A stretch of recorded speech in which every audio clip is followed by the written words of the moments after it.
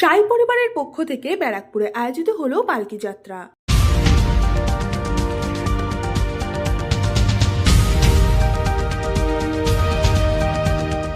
প্রতি বছর ব্যারাকপুর সাই পরিবারের পক্ষ থেকে আয়োজন করা হয় বিভিন্ন রকম সামাজিক কর্মসূচি, যেমন শীতবস্ত্র বিতরণ থেকে শুরু করে সমাজের সুবিধাবঞ্চিত মানুষের পাশে দাঁড়ানো। তেমনভাবেই চলতি বছর ব্যারাকপুর সদর বাজার সাই পরিবারের পক্ষ থেকে ব্যারাকপুরে আয়োজিত হলো পালকি যাত্রা। এই পালকি যাত্রা ব্যারাকপুর সদর বাজারের বিভিন্ন অঞ্চল পরিক্রমা করে।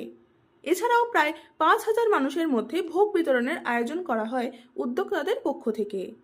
এই পালকি যাত্রায় ভক্তদের উপস্থিতি ছিল চোখে পড়ার মতো।